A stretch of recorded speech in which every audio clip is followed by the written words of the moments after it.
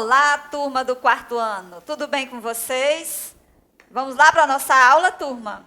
Hoje nós vamos de aula de história, história do Piauí, meus amores. Nós vamos falar de quê? Nós vamos lá para o capítulo 7. Sangue negro em nossas veias, Mama África, tá? Que sangue negro é esse, gente? Vamos ver aqui na nossa aula.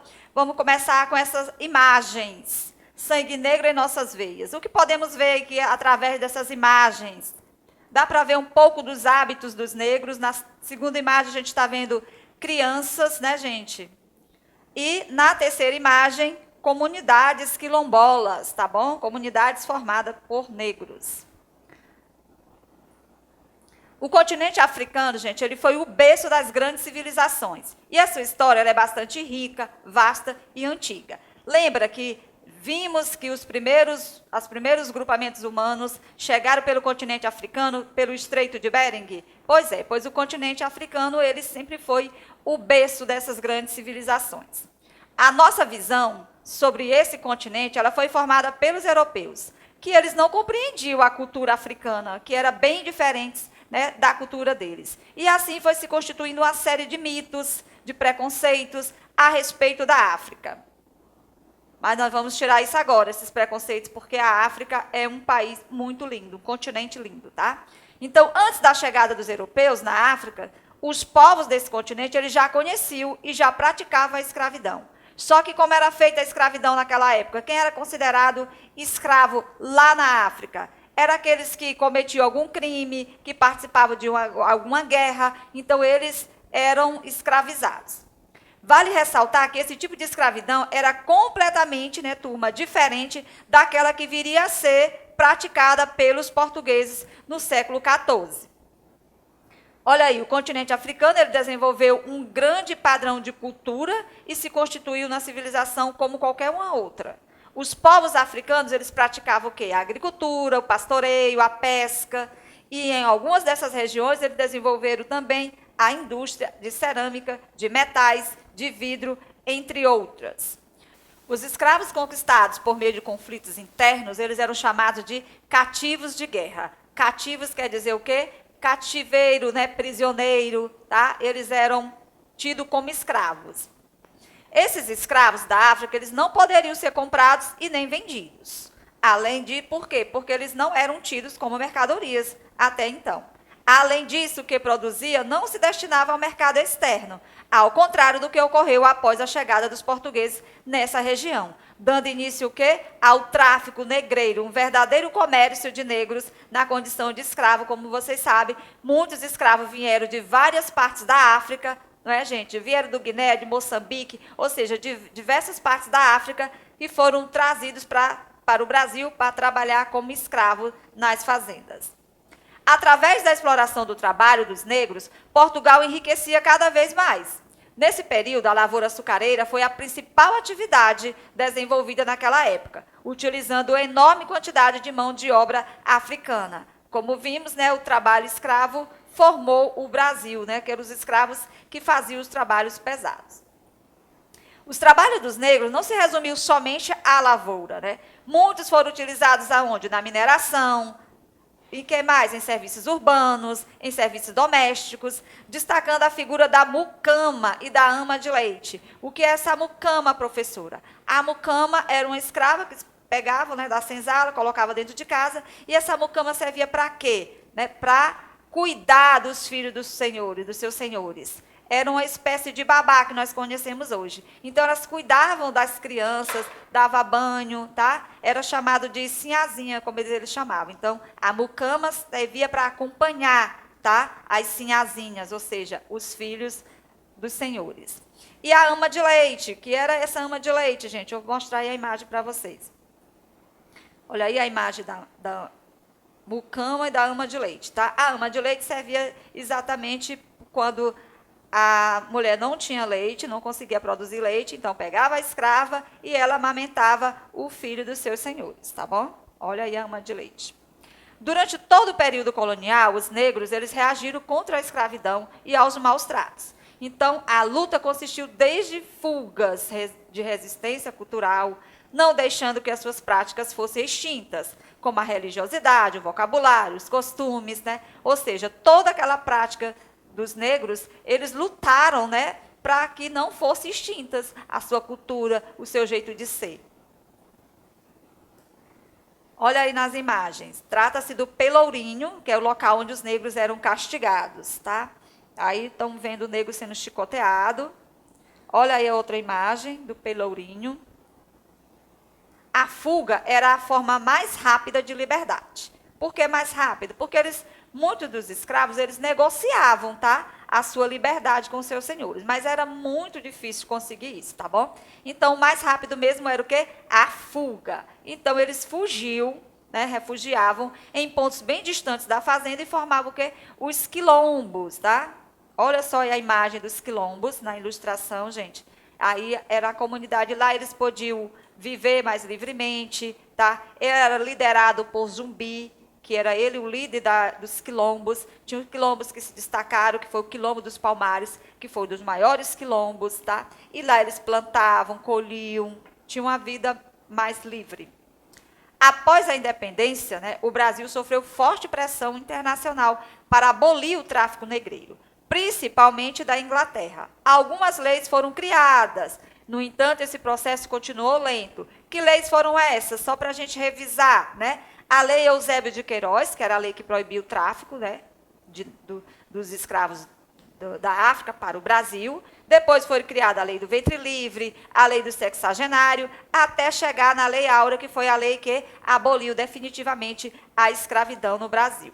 Então, após o fim da escravidão, após ser assinada a Lei Áurea pela princesa Isabel, né, gente, o governo brasileiro ele não tomou nenhuma medida a respeito das condições básicas necessárias para a sobrevivência desses escravos libertos. Então, eles ficaram como? Sem ter praticamente onde morar, ficaram sem ter o que comer, ou seja, muitos deles viraram mendigos, porque ninguém queria dar oportunidade de trabalho para eles, tá? Então, eles foram colocados o quê? À margem da sociedade. Eles foram marginalizados, excluídos, tá? Muitos negros ainda sofrem com os reflexos que a escravidão ocasionou, pois há uma desvantagem social, uma desvantagem econômica com relação à população, além do fato de sofrerem, né, turma, com o preconceito e com a falta de oportunidade. Aí foi criado o Estatuto de Igualdade Racial. Vamos ver um pouco aqui desse estatuto. O Estatuto de Igualdade Racial ele foi instituído pela Lei 12.888, em 20 de julho de 2010, e reúne um conjunto de regras e princípios jurídicos, que é exatamente para coibir essa discriminação racial e definir políticas que promovam a mobilidade social desses grupos historicamente desfavorecidos. Essa legislação trata de pontos fundamentais: direito à saúde, direito à educação, à cultura, ao esporte, lazer, à terra, né, gente, a moradia adequada e ao trabalho.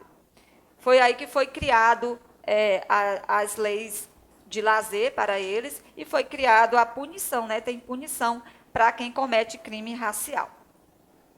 Está tudo garantido na lei. Todos nós somos iguais, né? Aí racismo é crime, né? Então, o racismo passou a ser crime. Olha que imagem bonita, gente, desse grupo aí formado pela população brasileira, né? Com povos diferentes, tá bom?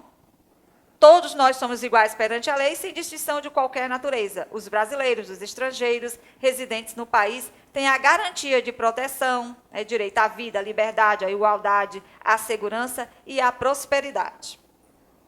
Olha essa imagem. O que representa essa imagem aí, gente? Aí nós estamos vendo o quê? Correntes quebradas, né? O que significa essa corrente quebrada, né?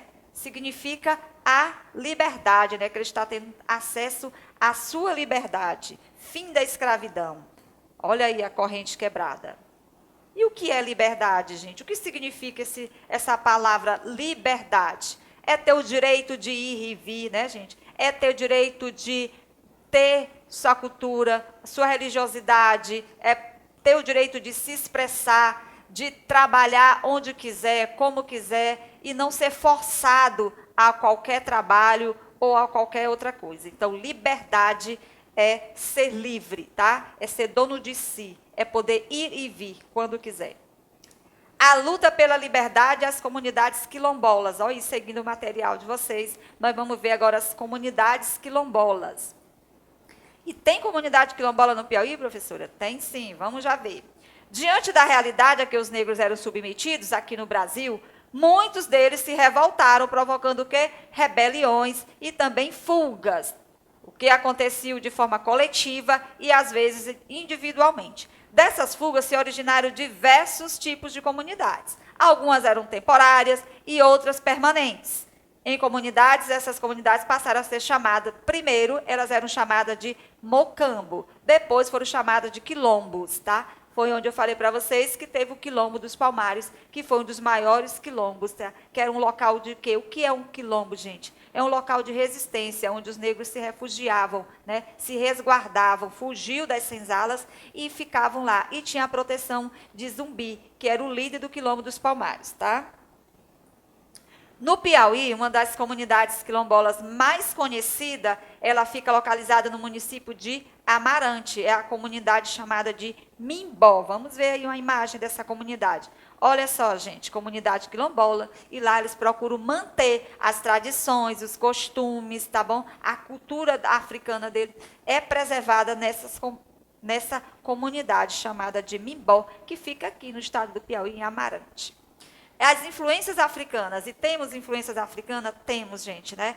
No jeito de vestir, nas roupas, na religiosidade, ou seja, no vocabulário, né, gente? Aonde mais? Nas danças, na culinária, ou seja, nós temos bastantes influências africanas. Vamos conhecer algumas delas. Na capoeira, né, turma? Olha aí, ó. A capoeira foi trazida pelos africanos. E o que era essa capoeira, gente? A capoeira era uma forma deles, né, se dispersarem do cansaço. Então, eles faziam essas lutas de capoeira lá dentro das senzalas, que muitas vezes eram reprimidas, né? Na hora que os donos das fazendas escutavam o barulho, né, eles tocando e dançando, iam lá e acabavam com a festa, tá? Mas essa influência chegou até aqui a nós, a capoeira. O carnaval. O carnaval, gente, é uma tradição europeia, né? Foram os portugueses que trouxeram, mas ela se espalhou pelo mundo. E no Brasil ela recebeu várias influências da cultura africana, tornando-se diferente e única. Olha só, aí, ó, o carnaval é um feriado tradicional no nosso país e em Teresina ela se manifesta através de quê? Do corso, tá? Vocês já participaram de um corso? Olha aí. Em alguns lugares, em Recife, tem o frevo, que é a manifestação carnavalesca. Na Bahia, tem os blocos de rua, que espalham alegria pela cidade. Em Teresina, nós temos o corso, tá bom? Que é um momento de descontração. Olha só aí. E aí, vamos ver agora a religião, né, afro-brasileira, tá? A influência na religiosidade. Lembrando que o nosso país é formado da mistura desses povos, né, gente? Do indígena, do africano e do português. Então, na religião, não poderia ser diferente, né? Recebemos várias influências religiosas. Olha só aí, a imagem linda para vocês. Outra influência da nossa cultura, também é vinda da África, são as religiões afro-brasileiras. Isto é, aquelas manifestações das crenças que preservam a herança cultural negra e procuram recriar tradições de diferentes etnias africanas. Lembrando, né, gente, que a África é um continente muito grande e que veio para o Brasil diferentes grupos africanos, né? Veio os iorubás, veio os bantos, os malês, tá? Então, diferentes grupos, diferentes etnias e diferentes costumes. As que mais se destacam, né, a religiosidade, na época e nos dias de hoje, é o candomblé e a umbanda, tá? Além dessas, outras religiões também possuem características africanas, como o Xangô e a Jurema, que é conhecida como catimbó. Olha aí a imagem para vocês das baianas, né, gente? E, meus amores, antes de eu pedir para vocês fazerem, eu quero as páginas, eu quero que vocês pesquisem, aí quando for dar uma relida, rever a aula, tá? A Esperança Garcia. A Esperança Garcia foi uma negra que se destacou muito, que estudou, tá? E ela foi uma das primeiras advogadas do nosso estado do Piauí, tá bom? Faça uma pesquisa sobre ela, ok, meus amores? E responda essas páginas 78, 79, 80, 84, 85, 86 e 87, tá bom? Não é muitas páginas, porque tem página que só tem uma questão, ok? Então, muito obrigada pela presença de vocês e até a próxima aula. Beijo no coração.